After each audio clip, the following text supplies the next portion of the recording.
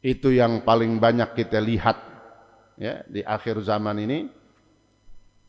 Anak-anak kalau nggak dididik dengan benar dari kecil, gede dia apa itu namanya? Nyolot, tahu nyolot? Berani, songong.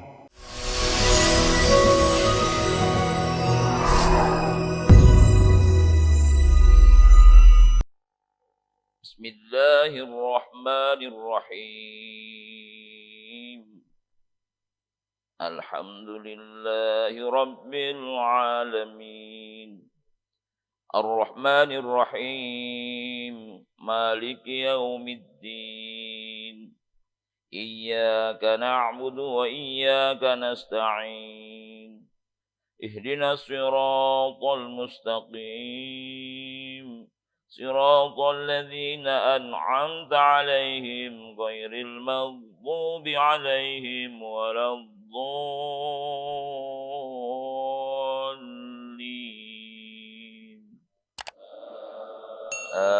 آمين.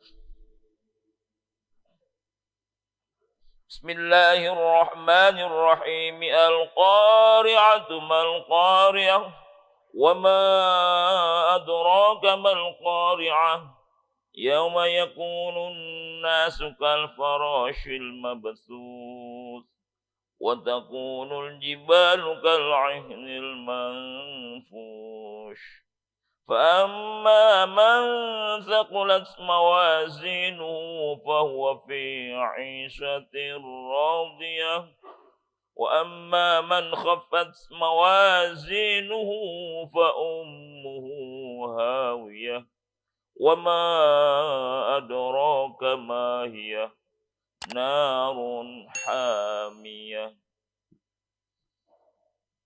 الله أكبر.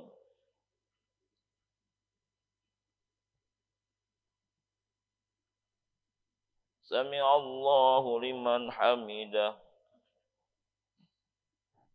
الله أكبر.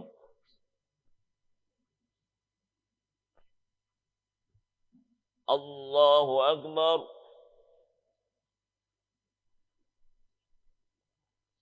الله أكبر.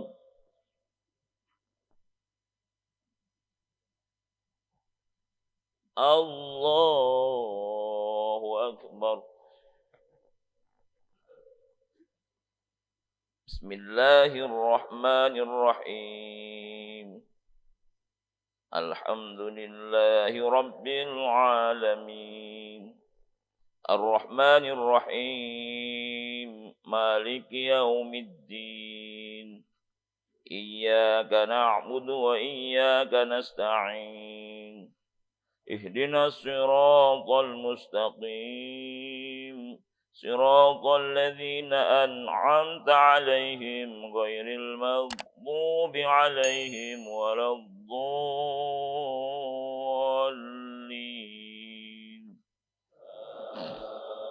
آمين. بسم الله الرحمن الرحيم. ألم تر كيف فعل ربك بأصحاب الفيل ألم يجعل كيدهم في تضليل وأرسل عليهم طيرا أبابيل ترميهم بحجارة من سجيل فجعلهم كعصف مأكول. الله أكبر.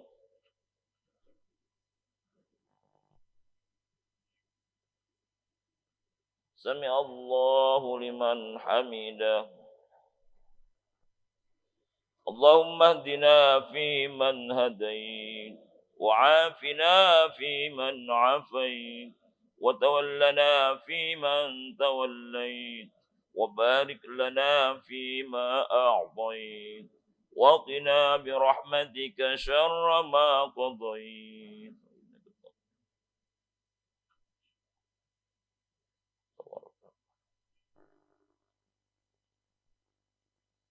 صلى الله عليه وسلم.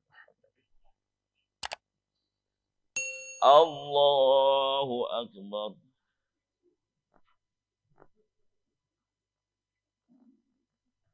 الله أكبر الله أكبر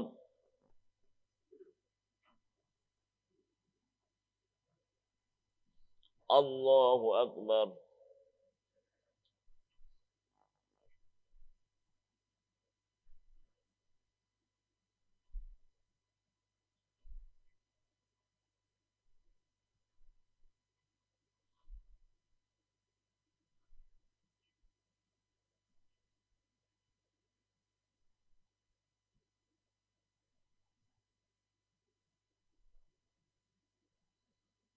السلام عليكم ورحمة الله السلام عليكم ورحمة الله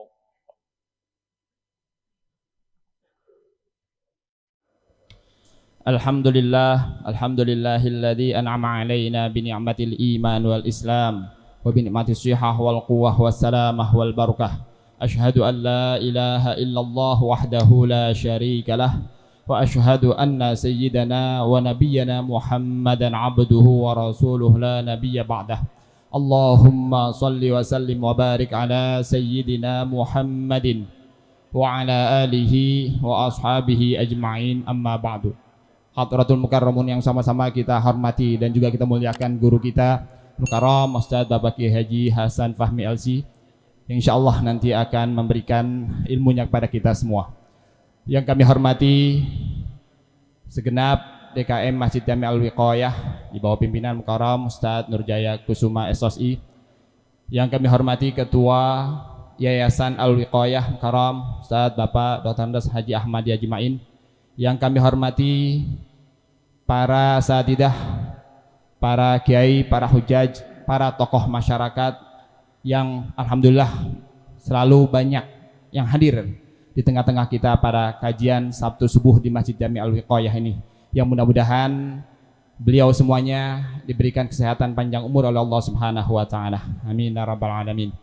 Yang kami hormati para hadirin jamaah salat subuh Masjid Jami Al-Wiqayah, yang mudah-mudahan kita senantiasa mendapatkan cucuran rahmat dari Allah Subhanahu wa taala. Amin ya rabbal alamin.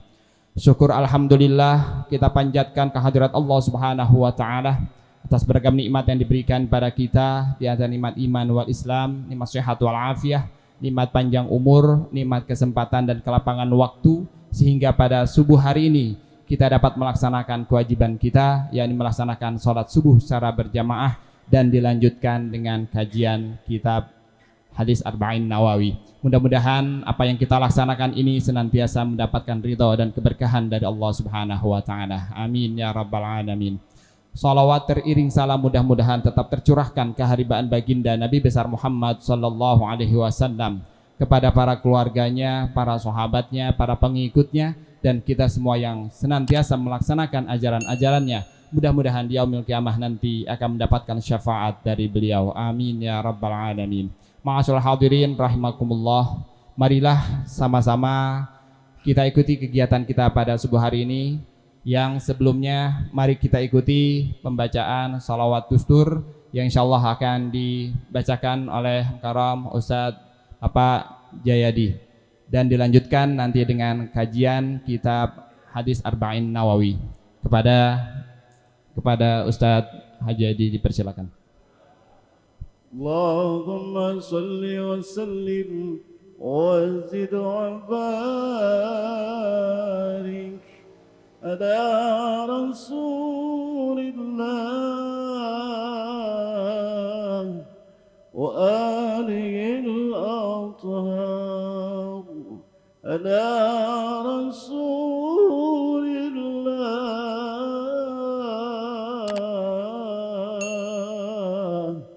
وأصحابه الأخيار. اللهم صل وسلم اللهم صل وسلم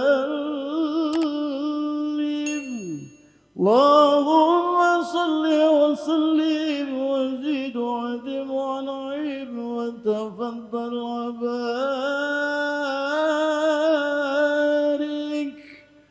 بجلالك وكمالك على زين بارك واصرف عبادك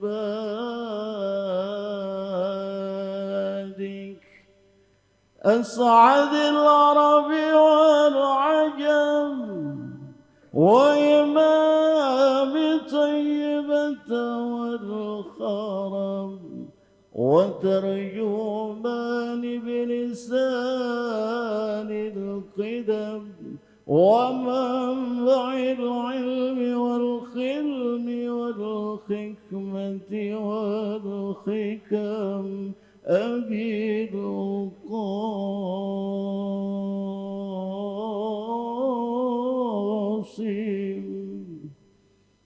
سيدنا ونبينا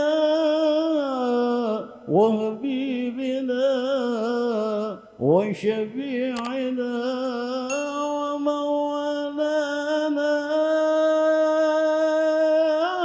محمد صلى الله عليه وسلم زده شرفا يا رب زده شرفا يا رب وكرما وتعظيما ورفعة ومهابة وبرا وسلم رضي الله تبارك وتعالى عن ذوي الفخر العدي والقدر الجلي ساداتنا وأئمتنا وموالينا أبي بكر وعمر وعثمان وعلي الحسن ثم الحسين وعن بقية الصحابة وقرابة رسول الله صلى الله عليه وعليهم أجمعين والحمد لله رب العالمين.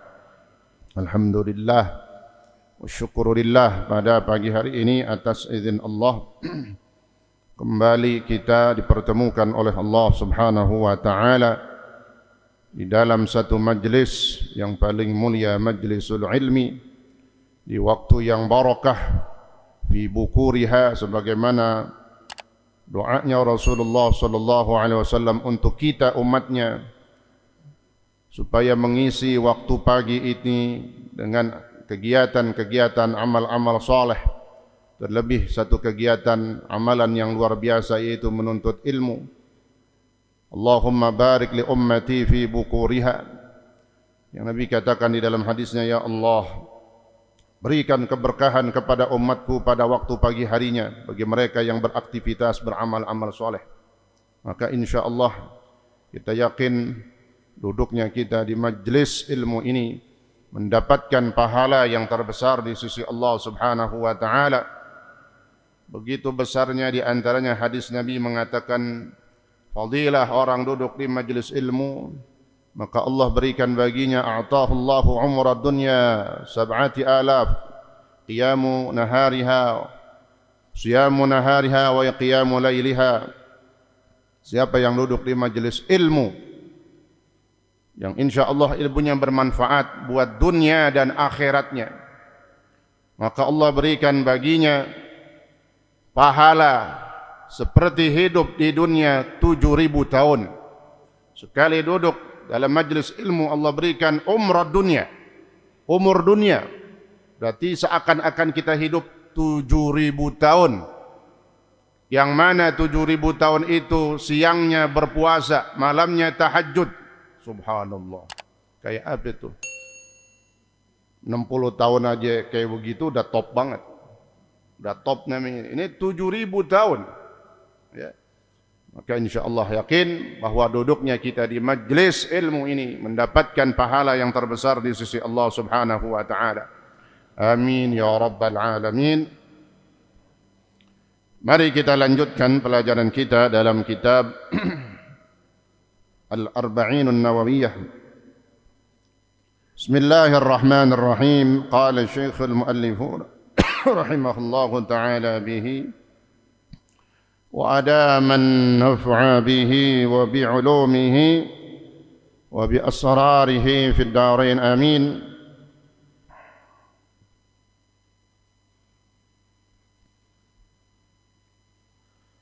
Qala fa akhbirni an amaratiha. قال أن تلد الأمة ربتها وأن ترى الحفاة العراة العالة رعاء الشاء يتطاولون في البنيان ثم انطلقا فلبثت مليا ثم قال يا عمر أتدري من السائل قلت الله ورسوله أعلم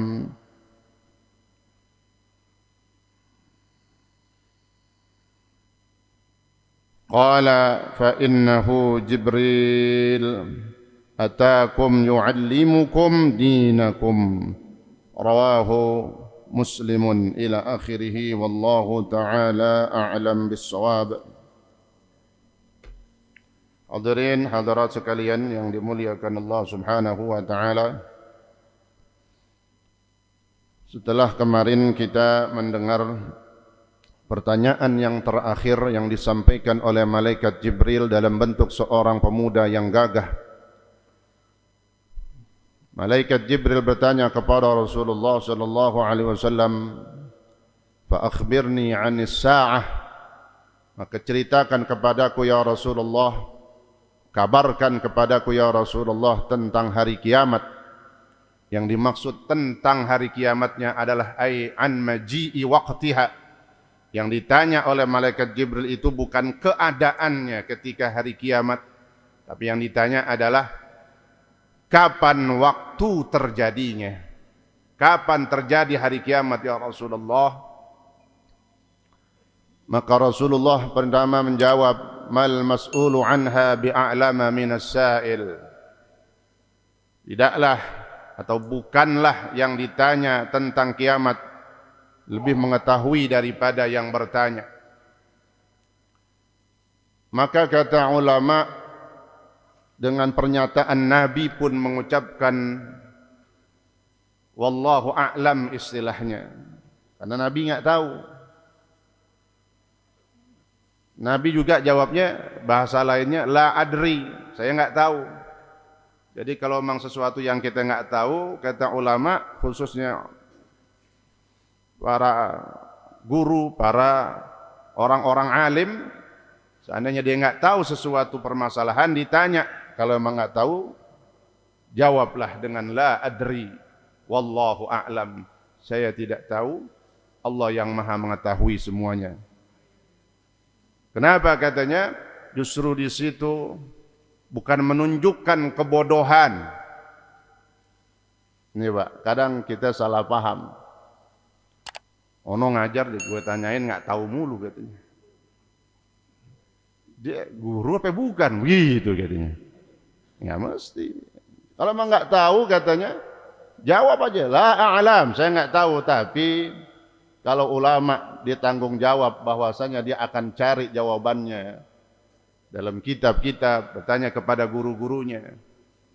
Jadi kalau dia jawab nggak tahu, saya tidak tahu atau belum tahu, nah yaudah diam.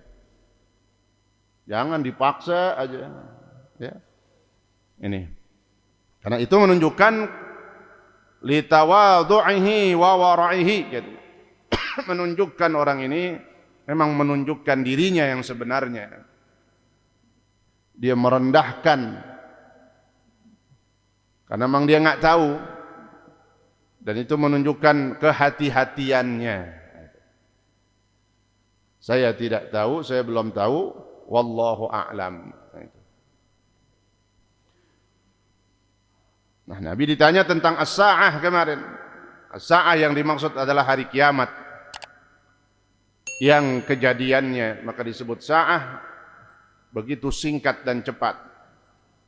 Sehingga Nabi gambarkan, wallahu walladhi nafsi biyadihi la yukhaffafu 'alal mu'min hatta yakuna akhaffu 'alaihi min salatil maktubati yusalliha fid dunya.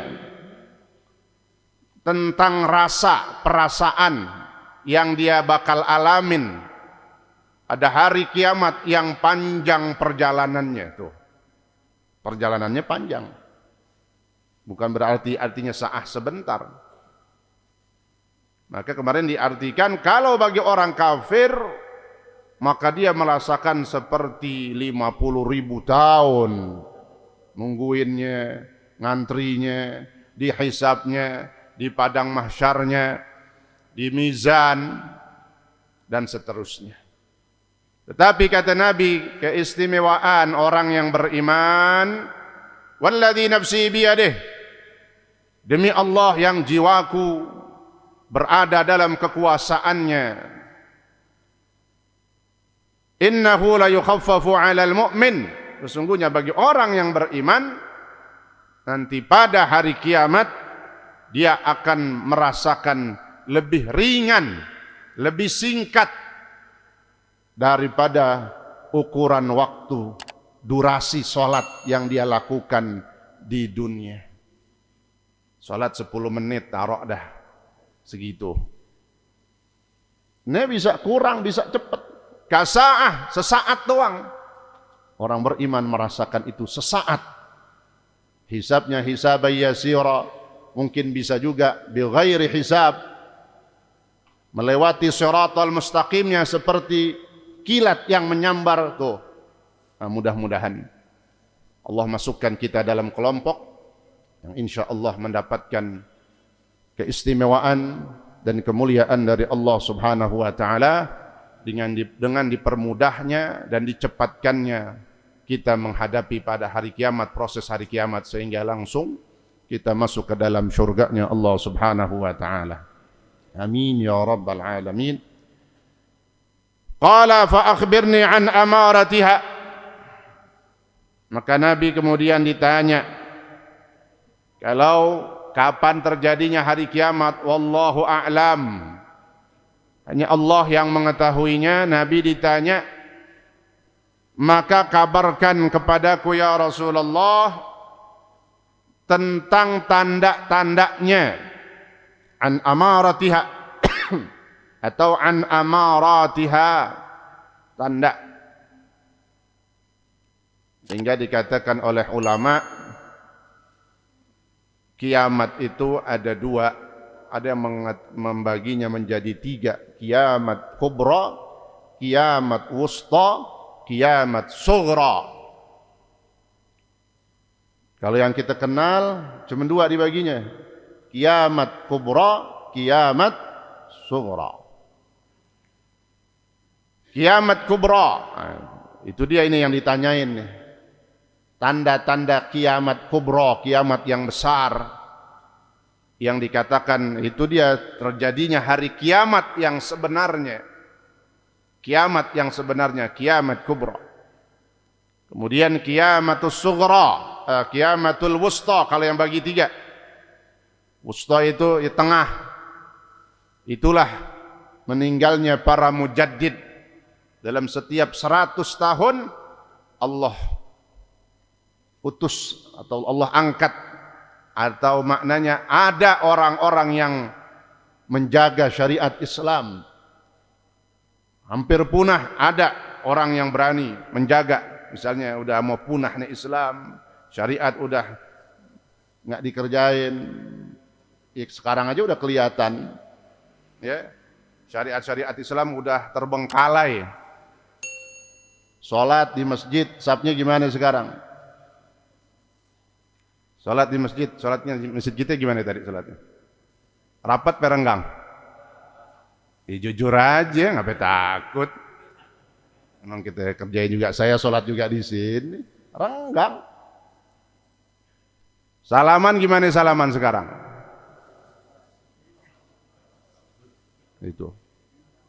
Ya. Nah, maka insya Allah kita sangat menyambut imam besar kita, mudah-mudahan segera dimudahkan proses kepulangannya ke tanah air. Maka insya Allah bisa memberikan satu perubahan. Harapan kita besar, tetap kita berdoa kepada Allah Subhanahu wa taala. Kezaliman-kezaliman yang sudah banyak terjadi di negara kita dengan wabah Covid ini segera dihilangkan dan dimusnahkan oleh Allah Subhanahu wa taala. Bukan wabahnya aja, orang-orang yang memanfaatkan kesempatan ini dibinasakan oleh Allah Subhanahu wa taala. Amin ya rabbal alamin. Nabi ditanya tentang tanda-tanda hari kiamat. Yang ketiga tadi kiamat sughra. Kalau kiamat sughra itu mautul alim, meninggalnya ulama, kematian-kematian saudara kita, musibah-musibah, mara bahaya, bala. Itu namanya kiamat-kiamat kecil. Maka jawab Rasulullah sallallahu alaihi wasallam, qala an-nabiy sallallahu alaihi wasallam, anta lidal amatu rabbataha. Dari banyak tanda-tanda kiamat kubra, dalam hadis ini Nabi menjawab cukup singkat aja dah. Karena bukan hadis tentang kiamat, tanda kiamat itu bukan di sini doang, banyak dalam hadis-hadis yang lainnya. Kata Nabi yang pertama, akhir zaman kiamat kubra itu terjadi ketika tanda-tandanya sudah kalian lihat, kalian dengar, kalian saksikan. Apa itu? Melahirkannya seorang budak perempuan hasil dari perbuatan dengan sayyid atau tuannya. Budak milik sayyid, tuan, dipakai. Oh, dipakai. Dipakai, kayak kita pakai bini kita gitu. Bahasanya kan pakai orang Betawi, ya. Dikumpul, ya. Dijima, kemudian melahirkan. Ini ungkapan, ya, ini ungkapan tapi ntar ada artinya itu. Seorang budak perempuan berhubungan dengan tuannya, kemudian melahirkan anak, mau laki itu anak, mau perempuan, maka otomatis al-walad bimanzilati abih.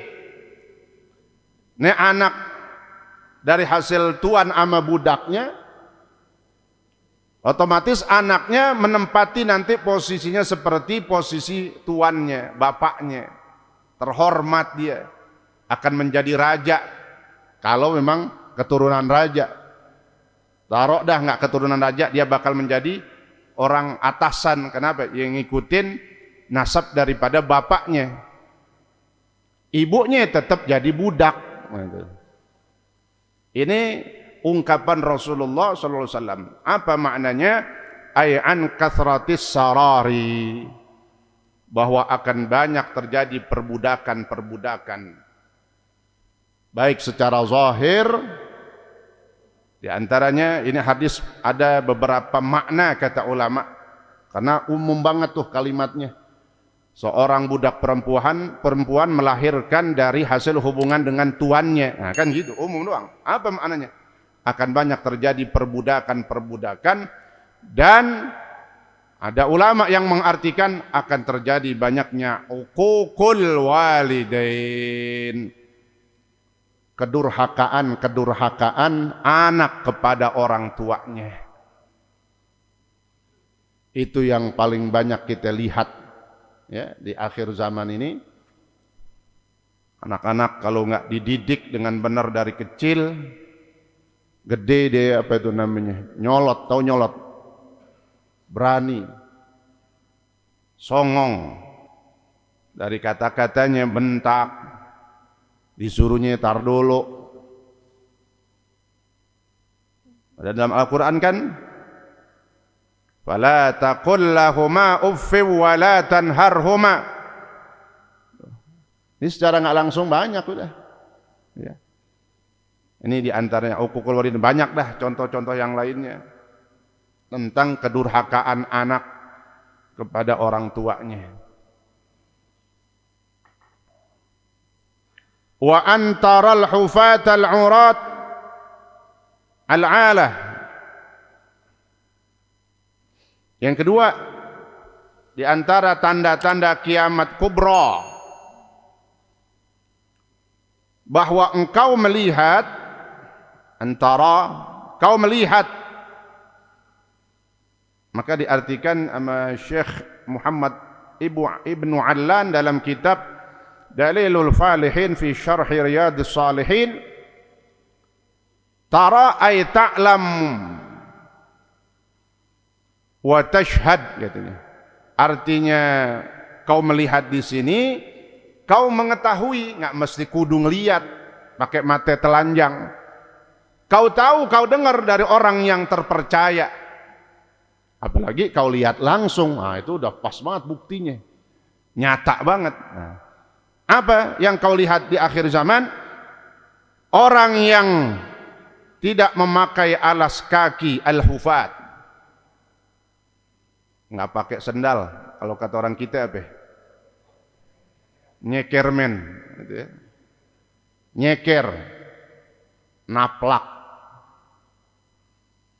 Lu kok naplak? Sendal lu mana? Gitu. Nggak pakai alas kaki dia, naplak, nyeker. Kau lihat orang-orang yang nyeker, naplak, nggak pakai alas kaki.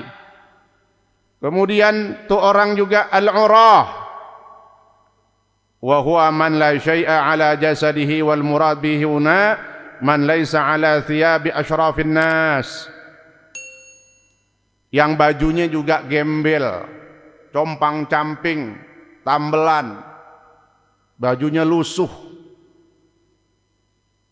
udah nggak pakai sendal, nyeker, bajunya jelek, compang-camping, gembel, apalagi al-alata, dan dia fakir, miskin. Ya udah ketahuan begitu memang miskin. Orang bawahan maksudnya. Orang tingkat bawah rendah, rakyat jelata yang benar-benar miskin. Ri'a asya, tapi miskin dia punya kerjaan menggembala. Gembala kambing. Antara al-hufat al-urat al-alata ri'a asya. Tapi apa yang dia lakukan ya orang miskin, nggak pakai sendal, bajunya jelek, ngangon kambing, itu kan artinya satu kerendahan. Makanya Rasulullah sallallahu alaihi wasallam diperintahkan ra'al ghanam, ngangon kambing. Yang pertama kata ulama, untuk menunjukkan ketawaduannya. Ini bagi Nabi, beda sama yang kayak begini. Kan selain kambing binatang ada yang di atasnya, kebo ada, onta ada. Kenapa nggak ngangon onta? Yang pertama untuk menunjukkan ketawaduannya. Yang kedua karena watak daripada al-ghanam, kambing itu begitu luar biasa, beraneka ragamnya, macam-macam. Kambing aja jenisnya macam-macam. Kecil tapi glidig, tahu glidig? Lincah, apalagi bandot. Kita mau ambil udah seruduk aja dah, masa diem. Dan juga kata ulama supaya Rasulullah bisa mengambil hikmah bahwa dia akan memimpin umat akhir zaman yang begitu luar biasa, beraneka ragam bentuk, tabiat atau karakternya. Yatatawaluna fil bunyan. Nah, orang yang miskin, gembel, nyeker, nggak taunya dia yatatawaluna fil bunyan, berlomba-lomba meninggikan bangunan-bangunan rumahnya. Ini contohnya konkret ada di Jakarta, minta-minta, bahkan punya grup dia, disebar dari mobil turun dah, masuk minta-minta ke rumah-rumah. Tapi di kampungnya rumahnya gimana katanya? Gedong, tahu gedong? Gede. Ini contohnya, contoh konkretnya ada. Benar ada emang orang model begitu, bukan gambaran Nabi doang. Sebagaimana contoh pertama juga ada. Jadi orang porak-porak miskin, itu yang tadi gembel-gembel, pengemis-pengemis, porak-porak miskin. Ada gak pengemis bajunya rapi, licin, wangi? Ada gak? Celananya licin banget dah. Kayak sepatu mengkilap, kayak kita mau ke kantor gitu. Tapi ada juga tikus yang di kantor begitu modelnya. Anggota-anggota yang katanya ngawakilin rakyat tapi gencet rakyat, makan duit rakyat. Kalau sekarang masalah duit ditutupin, ya, makan duit rakyat dengan bikin undang-undang. Bahkan yang digencet bukan masalah duit doang. Syariat kita, agama kita ini mau dihancurkan. Nah ini, orang-orang yang miskin seperti ini, yatatawaluna fil bunyan. Nggak taunya mereka berlomba-lomba bikin rumah yang megah, bangunan-bangunan yang istimewa. Apa maknanya kata Syekh Ibn Alan juga tadi dalam kitab Dalilul Falihin, wa hadza kinayatun an taswidil amri ila ghairi ahlih. Bahasanya pantas ya tuh orang miskin tapi punya rumah cakep. Cakepan dia sama rumah kita.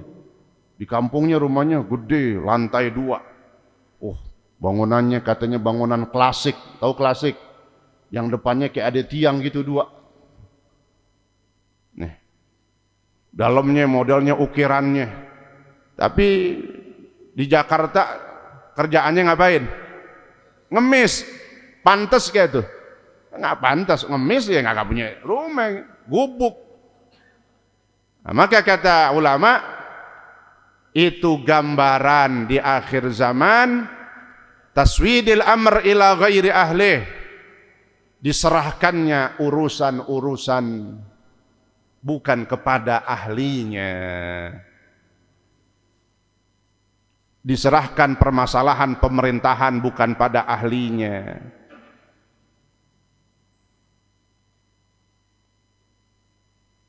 Yang jadi presiden emang bukan ahlinya presiden.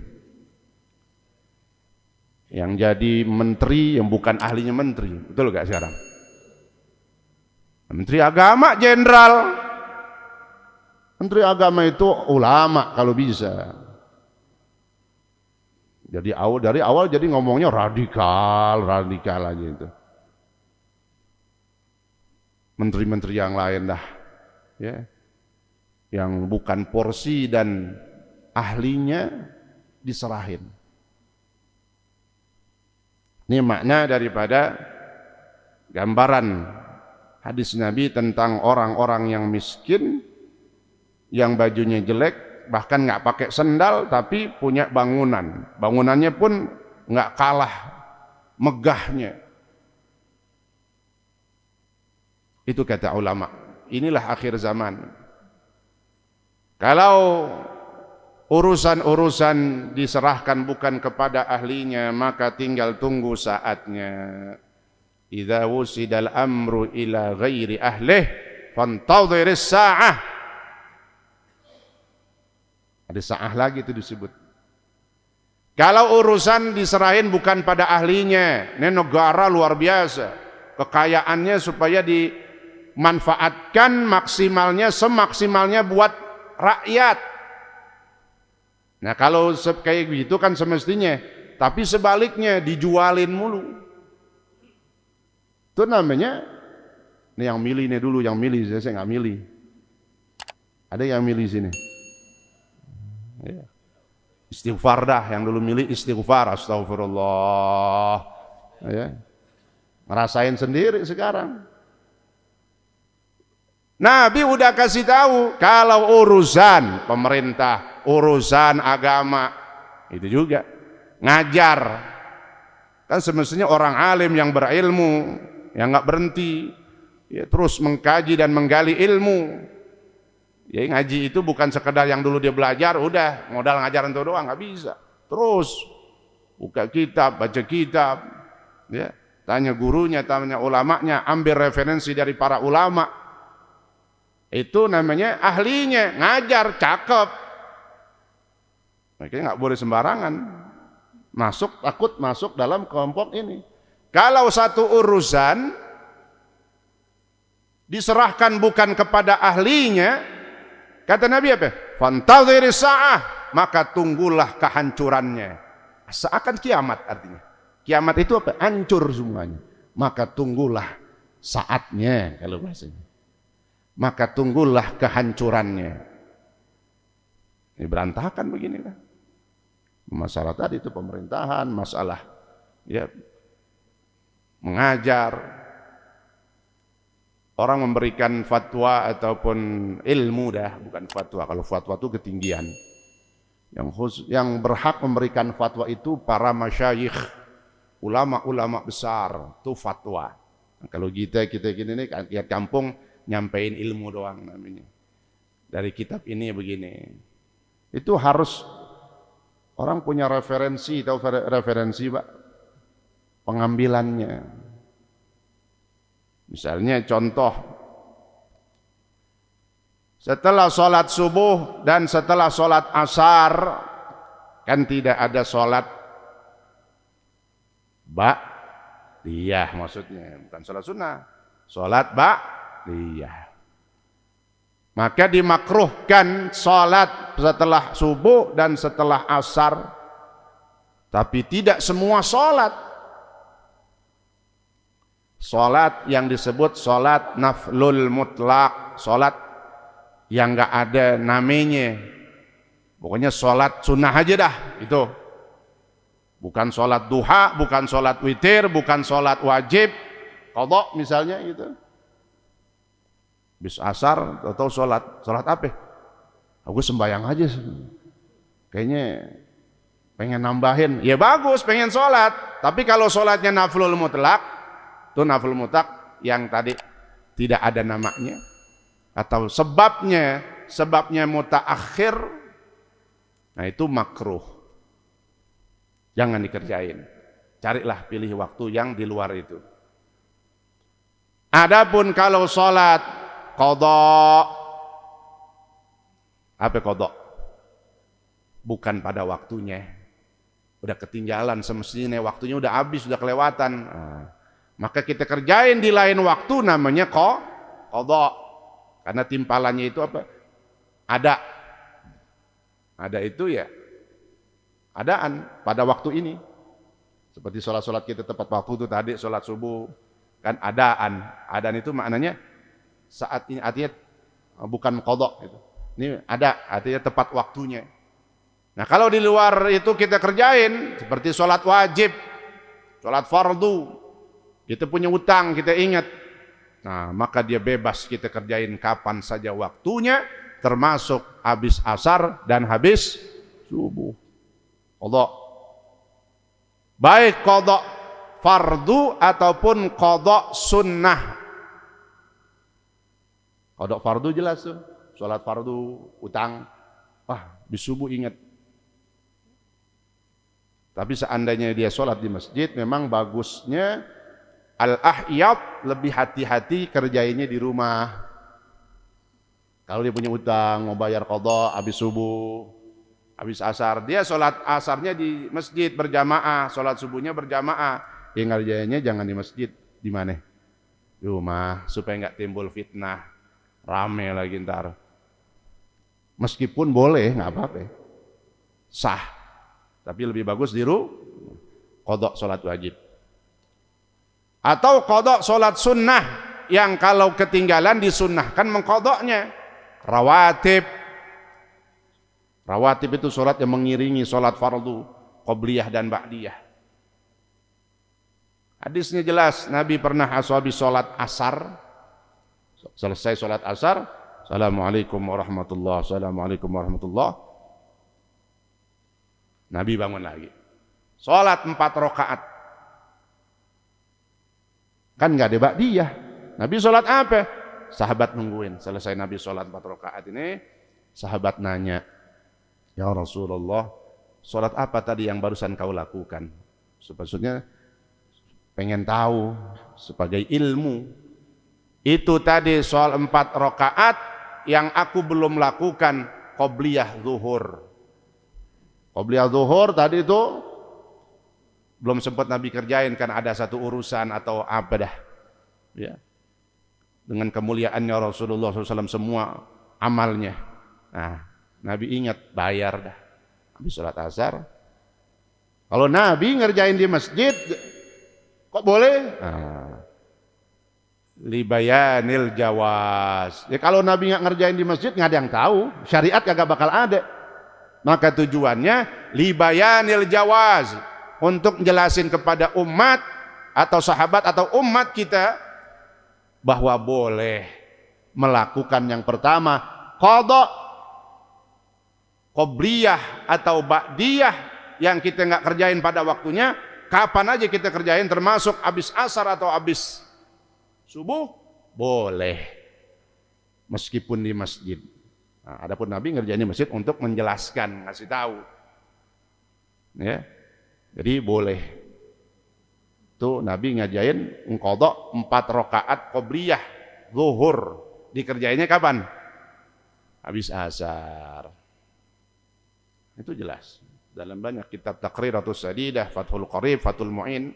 Apa maknanya tadi? Orang harus mengajar itu memang diantaranya siap. Tapi bukan berarti semua pertanyaan dia bisa jawab. Seandainya ada yang nggak bisa, tadi apa kata ulama? Saya nggak tahu, saya belum tahu. Wallahu a'lam, tapi insya Allah akan jadi. Kalau kita lagi sekolah, PR namanya, tahu PR? Pekerjaan kita jadinya. Jadi semangat lagi tuh, cari di kitab-kitab. Jadi kalau ulama jawab dia belum tahu, itu bukan cacat, bukan aib katanya, bukan kebodohannya. Mana ilmu kan luas, Pak. Biharul ulum katanya, ilmu itu kayak laut. Pelaut aja, dia ada di laut mulu, memang dia tahu semua isi laut. Saking luasnya itu, apalagi lautan ilmu. Kadang pendapat ini ulama ini mengatakan boleh, yang tempat lain ulama lain mengatakan tidak, dan macam-macamnya. Dah 5:27 dah. Ngajinya dari sebelum jam 5 ya. Ini udah isyraq, 1 menit lagi isyraq nih. Ya. Nih, kita kelarin ya hadisnya, kita baca. Itu tadi gambaran hadis Rasulullah SAW tentang akhir zaman. Hikmahnya itu, gambarannya seperti itu. Qala thumman talaqa, kemudian habis bertanya 3 pertanyaan tadi, 4 pertanyaan, Islam, iman, ihsan, ama tentang kapan kiamat, Jibril meninggalkan Rasulullah sallallahu alaihi wasallam. Fan thumman talaqa, ay dhahaba ar-rajul sa'il amma dzukir. Yang riwayatin hadis siapa? Sayyidina Umar. Kata Sayyidina Umar, maka aku terdiam, diem aja. Tuh Jibril pulang, tapi belum tahu tuh Jibril. Sayyidina Umar belum tahu bahwa itu yang datang adalah malaikat Jibril. Masih diem, masih tanda tanya. Nih siapa nih orang? Nanya tadi Nabi 3 kali, sodakta. Tentang Islam Nabi ditanya Nabi jawab, kata Jibril, benar ente. Tentang iman Nabi jawab, kata Jibril, benar ente. Tentang ihsan Nabi jawab, kata Jibril, benar ente, sodakta. Tentang kiamat ada sodakta gak? Ada dalam riwayat hadis lain, katanya ada sodakta dalam riwayat lain. Karena itu tadi saya bilang, hadis itu banyak. Hadis yang masyhurnya begini, kadang di riwayat lain ada katanya. Dalam riwayat sahabat lain ada sodaktanya juga. Tapi di dalam riwayat Sayyidina Umar tidak disebutkan sodakta. Kemudian pulang Sayyidina Umar diem. Tuh, falabithtu, maka aku terdiam, la adri, sambil bertanya dalam hati, siapa nih orang? Diamnya berapa ya? Sampai 3 hari. Bengong. Diem aja dah. Bengongnya bukan kayak kita kalau Sayyidina Umar. Kita bengong ngapain? Minjem duit siapa lagi nih? Ya, minjem mulu urusannya.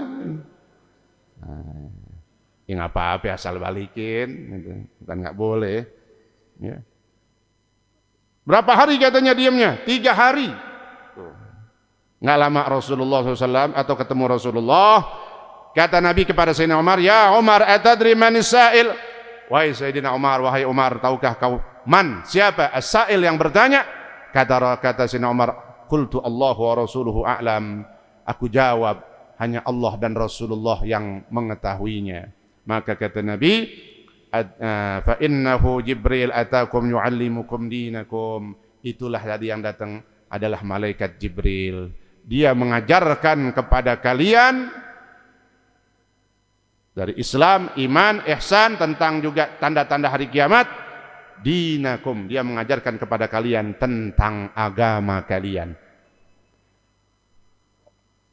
Yu'allimukum dinakum, tentang syariat kalian. Rawahu Muslim. Nah, hadis ini diriwayatkan oleh Imam Muslim. Wallahu taala a'lam bissawab.